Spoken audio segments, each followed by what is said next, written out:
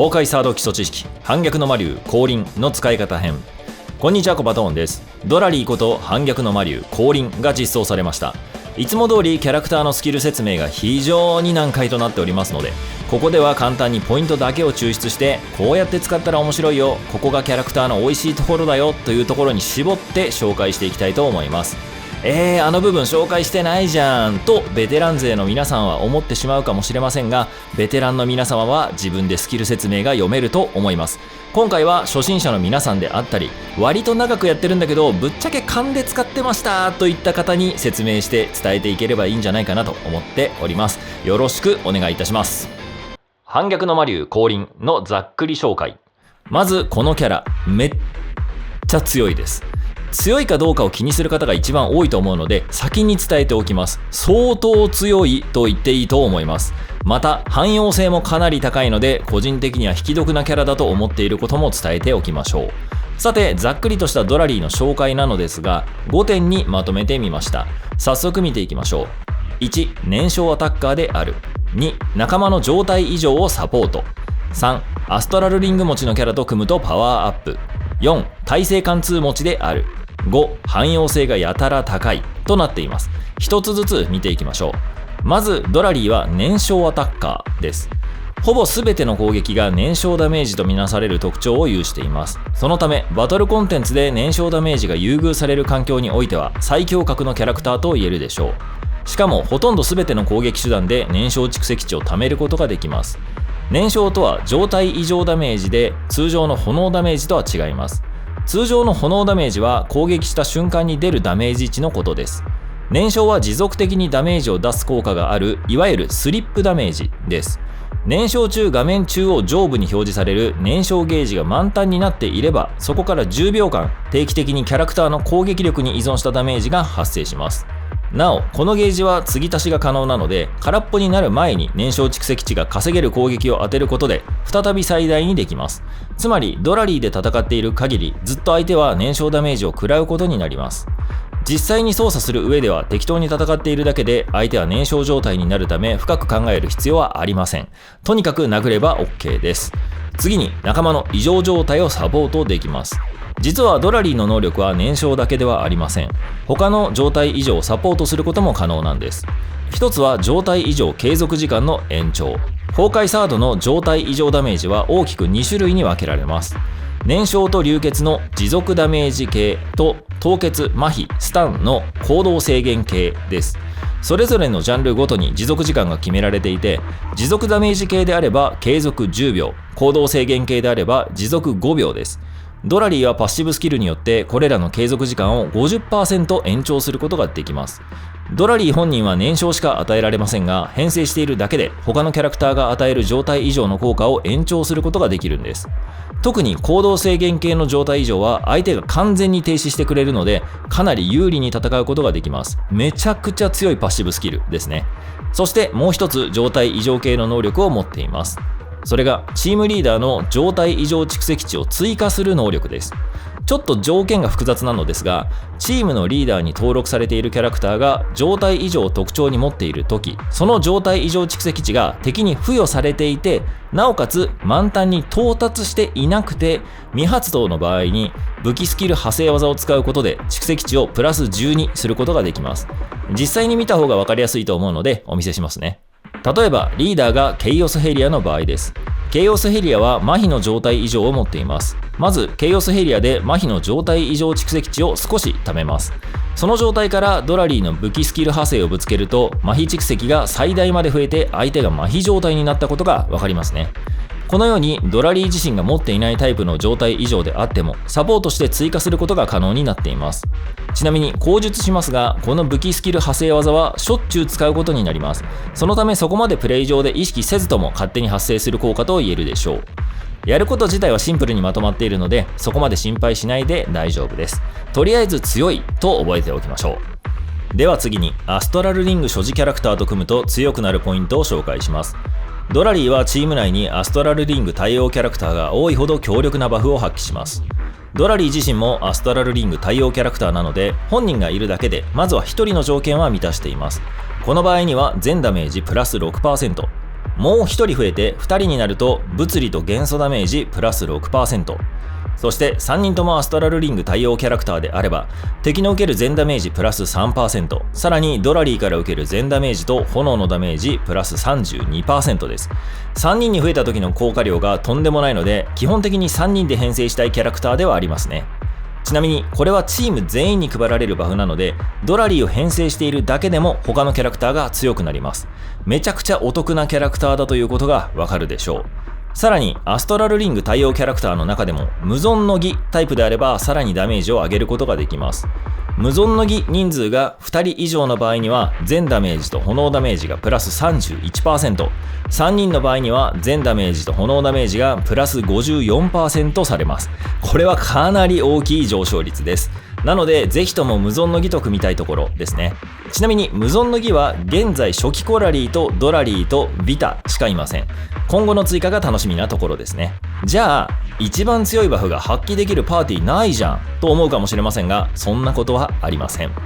実はドラリーには一人だけ特別扱いのキャラクターがいるんです。はい、ストーリーやってる人ならもうお分かりですよね。ケイオスヘリアです。ケイオスヘリアだけは特別枠で1人にしか適用されない特殊バフが設定されています。それがケイオスヘリアが編成されている時、自身の全ダメージ、炎ダメージプラス 13.14%、 先ほどの無存の儀3人編成は2人編成時より 13% ダメージが増える計算なので、実はこっちの方が高いダメージが出せるようになっています。なので現在ドラリーで最大ダメージが出せるチームはドラリー、ケイオスヘリア、ビタのチームとなります。僕はビタを持っていないので組めませんが、持っている人はぜひ組んでみましょ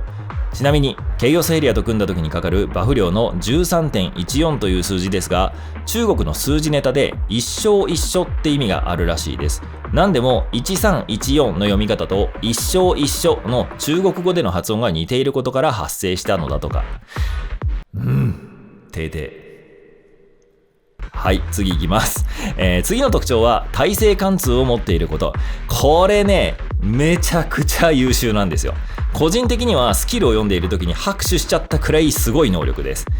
効果自体はそんなに難しいことはなくて、耐性貫通という名前の通り、敵の耐性をある程度無視してダメージが与えられますよっていう能力です。この能力自体が非常に強力であることも重要なんですが、実はこの能力はかなり待ち焦がれていたものでもあります。実はアストラルリング対応キャラクターの多くは能力の一部に元素耐性貫通状態にある時能力が強化されるみたいなものが多く含まれているんですね。ただ2部のキャラクターで元素耐性貫通を味方に付与できるキャラクターが今までビタしかいませんでした。そのためビタを持っていない私みたいな人は悔しい思いをしていたんですね。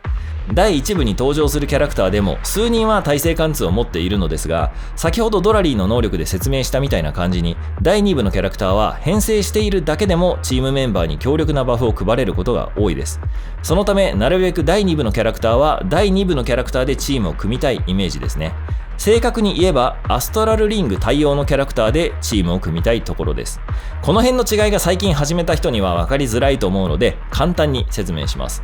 アストラルリングという仕組みは第2部に始まってから実装されたものです。発動すると非常に強力な攻撃が繰り出せるシステムになっているので、第2部のキャラクターはとっても強いです。しかしながら第1部のキャラクターも使いたいですよね。そこで第1部のキャラクターにも武器のアップデートがされました。今のところ終焉キアナとエリシアだけなんですが、アストラルリング対応の武器を持たせることによって第1部のキャラクターでありながらもアストラルリングを利用することができるようになったのです。そうした経緯からこの2人のキャラクターはモチーフ武器が2つあるような状態になっています。これからガチャを引いたりショップで交換を狙ったりする場合には注意しましょう。さて話をドラリーに戻しましょう。ドラリーは希少な耐性貫通持ちだということです。第2部のキャラクターでチームを組みたい場合には先ほどまで紹介した多種多様なバフに加えてそれぞれのキャラクターが持っている耐性貫通時のみの能力が使えるようになるので非常に強力だということです。めっちゃ便利ですね。では最後の特徴です。それは汎用性がめちゃくちゃ高いこと。これまでの特徴の総集編と言ってもいいのですが、ドラリーはとにかくいろんな場面で使うことができます。第2部のキャラクターは第1部までのキャラクターとチームの考え方が少し違います。第1部までのキャラクターは他のゲームでもよくあるようにアタッカー、バッファーの3人でチームを組むことが多かったです。要するに1人のアタッカーを2人で強化して強くするイメージですね。それに比べると第2部のキャラクターは全員がアタッカーであり、全員がバッファーです。なんならヒーラーまで兼任してるやつまでいます。これが非常に特徴的なシステムとなっていて、チームの並び替えをすることによってその役割を交代させる仕組みになっているんです。詳しいことを説明しだすとめちゃくちゃ長くなってしまいますので、以前の動画を参考にしていただけると分かりやすくなると思います。また使ってみると案外覚えるものなので、気軽に並び替えしていろいろ試してみてください。ただ分からずに並び替えても混乱するだけなので、アストラルリングについて解説した動画を見てくれるとその取っかかりになるんじゃないかなと思います。よかったらどうぞ。ひとまず第2部のキャラクターはそんな感じで組み替えて楽しむ仕組みになっています。特にリーダーとして設定するキャラクターのアストラルリングタイプを参照して能力が変わる仕組みですね。そんな中でもどのチームに入れてもかなり活躍できる汎用性の高いキャラクターもいるわけです。そう、それが今回のドラリーです。ドラリーは自身のタイプである無存の儀で非常に強く使えます。自分自身でアタッカーを務めて強く使いたい場合にはドラリーをリーダーに設定しましょう。しかしそれだけではありません。先ほども説明した通り、編成するだけで大量のバフを全員に配ってくれる能力も持っています。そのため他のリングタイプでもかなり活躍ができます。一応特殊能力がしっかり説明されている消化の断り、天縁の杯で強く使えますが、それだけではなく他のリングタイプでも十分なバフを巻いてくれるわけです。アストラルリング対応のキャラクターはなるべく3人揃えて使いたいため、もし始めたてでキャラクターが揃っていない場合には特におすすめしやすいキャラクターとなっています。どんなパーティーに入れても一定以上の活躍が見込めるでしょう。ちなみに非常によく使う武器スキル派生技で自分自身を回復することもできます。耐久性能も高いキャラクターとなっていますので、かなり便利に使えることは間違いないです。引くかどうか迷っている人はぜひ参考にしてみてください。ドラリー操作の基本では、続いてドラリーの使い方の基本を見ていきましょう。先ほども触れた通り、いろいろなキャラクターと使うことができます。そのため細かい話をしだすとキャラクターごとに違う立ち回りになるかもしれないのですが、ここでは基本的にこんなことをやっとけば大丈夫だよって話をしたいと思います。ファーストステップとしてご利用ください。1、とにかく武器スキル派生を使おう。とにもかくにもドラリーは武器スキル派生をめちゃくちゃ使います。いろいろな能力のトリガーにもなっているので、とにかく使っていきましょう。別に難しいことはなくて、画面に案内も出ますし、出たら押せばいいだけです。ただ全く理解せずにやっていると混乱すると思うので、どういうタイミングで案内が出ているのか把握しておきましょう。武器スキル派生は通常攻撃4段目の後に出せます。これはチュートリアルでプレイすることもできるので、理解していない人はちゃんと理解しておくのがおすすめです。2、必殺技はスタックを使う。ドラリーは必殺技にエネルギーが必要ありません。通常のキャラクターであれば画面下にあるエネルギーゲージを貯めて必殺技を打ちますが、ドラリーは仮にこれが0だとしても必殺技を打てます。ただしドラリーは代わりにスタックを使用します。通常時に画面下部に出ているスタックを貯めることで、いつでも必殺が発動可能になるっていうわけです。このスタックは先ほど説明した武器スキルの派生技で貯めることができます。覚えておきましょう。3、必殺技は EP が多いほど大ダメージ。ドラリーは必殺技のエネルギーである EP を消費しませんが、じゃあ何のためにエネルギーがついているのか。その答えは必殺技の強化のためです。実はドラリーは必殺技を使用すると、現在所持しているエネルギーを全て消費します。一気に空になっちゃうわけですね。その際、消費するエネルギー量によって必殺技のダメージが伸びます。伸び率に関しては次の説明と合わせて伝えた方が分かりやすいので、次で説明しますね。4、アストラルバースト中は必殺技が変化する。アストラルバースト中は必殺技が最大3段まで拡張されます。画面下にあるスタックも3つまで増えていますね。必殺技ボタンを長押しすることで、溜まっているスタックの分必殺技を強化しながら打つことができます。もちろん3段打った時がめちゃくちゃ強いです。溜め方は先ほどまでと全く一緒。武器スキルの派生技を打つことで1つずつ溜まります。そしてこの攻撃は最大段数に合わせて先ほど紹介した必殺技エネルギーの消費量の最大値が増えます。これによってさらに強化することができるんですね。必殺技発動時 1EP あたり攻撃力の 5% に該当する追加ダメージが入ります。必殺技が1段の場合には EP を20まで計算して追加で攻撃力の 100% に相当する炎ダメージを与えます。必殺技が2段の場合には EP を40まで計算に入れられるようになり、攻撃力の 200% に相当する炎ダメージを与えます。そして必殺技が3段全て出せる場合には EP を最大で100まで計算して攻撃力の 500% に相当する炎ダメージが入ります。このように3段目がめちゃくちゃ強くなっているので、なるべく EP を100貯めた状態で打ちましょう。とはいえドラリーは相当エネルギーが貯めやすい部類のキャラクターです。なのであまり意識しなくても溜まっていることがほとんどだと思います。実質ほとんど考えなくていい能力ってことですね。ただ分かっているとより強力に使えますので、頭の隅にでも置いておいてください。5. アストラルバーストでブレスが打てる。消化の断りまたは無存の儀を持っているキャラクターがリーダーにいる場合、ドラゴンブレスが打てます。この技はボタンを押し続けることで3段階まで強化できます。基本的に邪魔されない環境でぶっ放すことがほとんどなので、3段全部打つことが多いでしょう。ポイントはその後です。この技は終わったら通常攻撃ボタンを押すことで通常攻撃3段目につなげることができます。当然そのままもう1回押せば4段目が出ますね。そして4段目の後には武器スキルの派生技がつながります。武器スキルの派生技が使えると必殺技のスタックがたまり必殺技が打てます。つまりアストラルバーストでブレスを打った後は通常状態よりも素早くスタックを稼ぐことができるんですね。そしてアストラルバースト中は必殺技が3段まで伸びると先ほどお伝えしました。実はブレスを打ち終わった時点でこのスタックは1つプレゼントされます。つまりその後の通常攻撃3段目と4段目、そして武器スキル派生を打った時点でスタックは2つ溜まります。なのであと通常攻撃4段プラス武器スキル派生技のコンボを打つだけで最大まで必殺技が打てるようになるんですね。ただ今の説明を聞いて意外とやること多いなと思った人も多いでしょう。実際慣れないと結構多く感じるはずです。アストラルバーストは開始するとアストラルリングの周りをゲージが減っていく仕様になっていますので、これが終わるまでに技を打ち切らないといけません。意外とこれだけの工程があると時間に余裕がなかったりするんですよね。リングタイプによってはキャラクターをめちゃくちゃ入れ替えながら戦う場合もあるんですが、最初の慣れないうちは落ち着いてドラリーのコンボを全部入れるようにしましょう。僕も最初混乱して時間切れになってしまって必殺技が出し切れないことがありました。まずはどれぐらい時間がかかるものなのか何回か打ってみて覚えていくのがおすすめです。6. QTE からも武器スキル派生が出せる。武器スキルの派生技は QTE からも出せます。場に登場してすぐ使えるため簡単にスタックを獲得することができます。使用頻度がかなり高い方法なので覚えておきましょう。先ほど説明したチームに対する物理元素耐性貫通のバフはドラリーが必殺技を打つか、もしくはチームがアストラルバースト状態に突入することがトリガーになっています。アストラルバースト状態に入ってしまえばどんな戦い方をしても勝手にかかってくれるのでそんなに意識しなくていいんですが、アストラルバーストを使っていない時はちょっと意識する必要があります。できるだけさっと場に出てバフをかけたらすぐに下がる立ち回りができるとバフの有効時間を無駄にしなくていい感じです。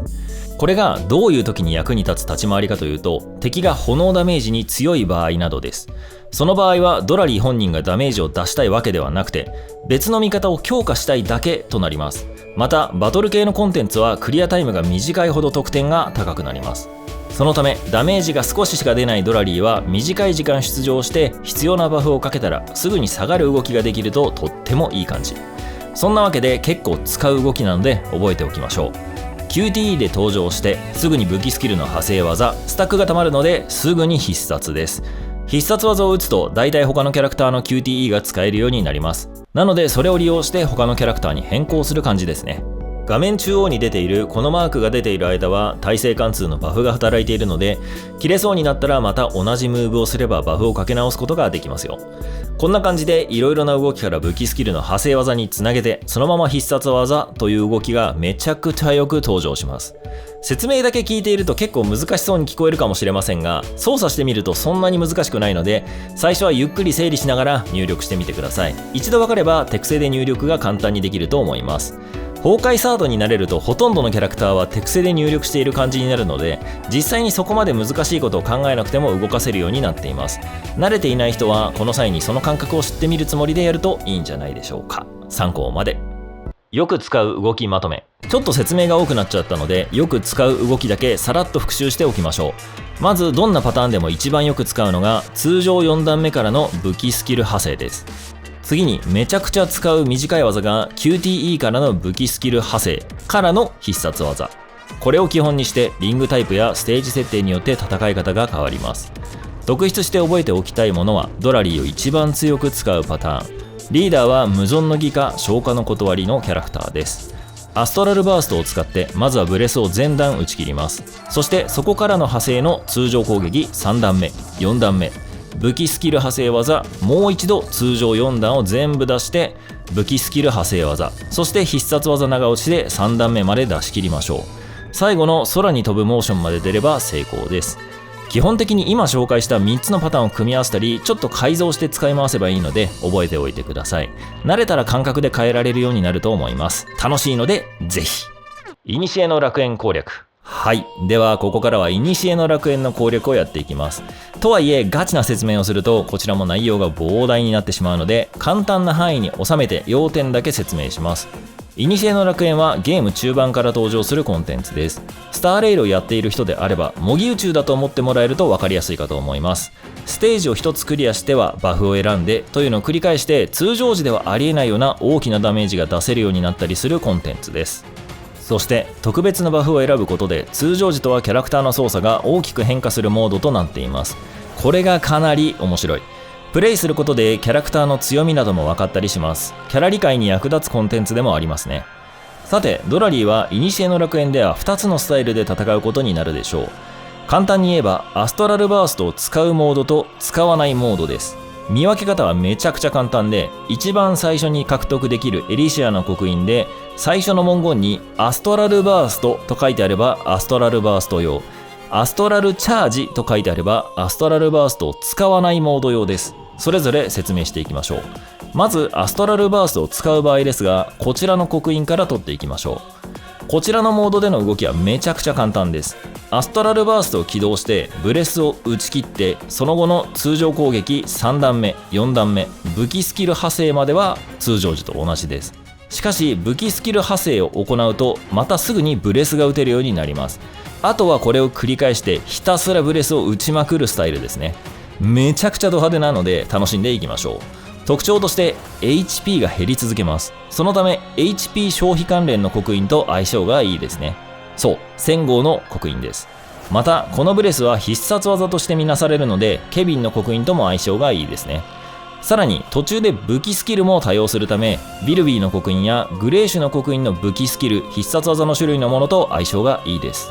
この辺を中心に集めれば強く戦えるでしょう。注意点は2つあります。一つはドラリーの攻撃は元素攻撃であるため物理攻撃や会心を強化するようなバフは無意味です。選ばないように注意しましょう。全ダメージや敵が受けるダメージなどは意味があります。安心してください。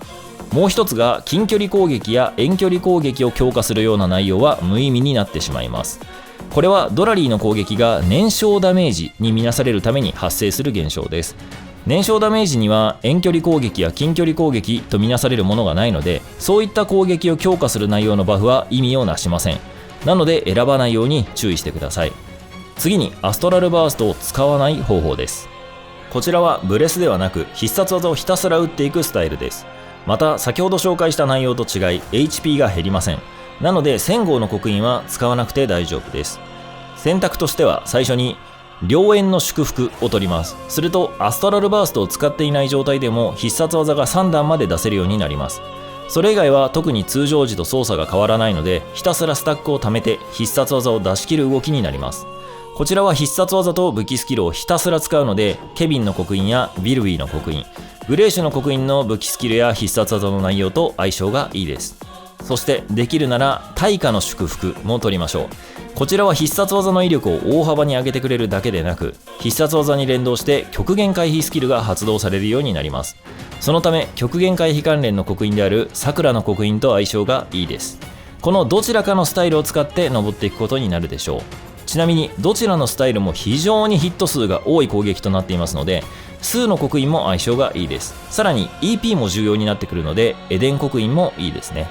このようにかなり選択肢が広いのであまり外れ口ばっかり引くってことはないと思います。ぜひチャレンジしてみてください。ところで何人かから質問されたんですが古の楽園でドラリーが死にやすすぎてクリアできないという場合があるそうです。この場合アストラルバーストのスタイルを選択しているけど、その特性が理解できていないって場合がほとんどだと思います。ちなみに今週はちょっと紛らわしくて、クエスト効果の転機効果というのも有効になっています。これは敵を状態以上にするたびに自傷ダメージがついていく、しかもそれが激しくなっていくという設定になっています。なので豪縁の祝福を今期は取っていなくても HP がゴリゴリに削られるので、 HP 減少の対策ができる1000号の刻印をとにかく狙っていく動きがいいでしょう。ちょっと紛らわしいんですが、普段であればアストラルバーストを使わない場合には取らなくていいんですが、今期に限っては取った方がいいということです。参考にしてみてください。最後にアストラルバースト使用モードとアストラルバーストを使用しないモードで実際の動きを貼っておきますね。天下上限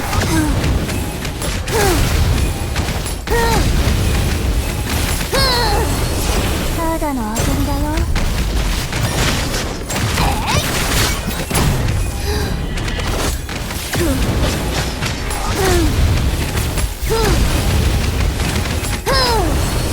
拍手はいらないよ。こっちだよ。天下上限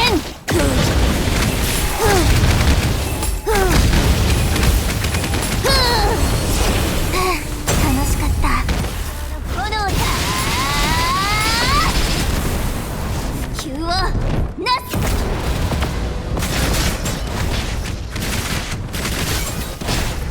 また宇宙全員あの領域だ。ああ竜の翼よ、燃やせ。宇宙捕まえた。これをフラッシュ。火を砕き天に消す。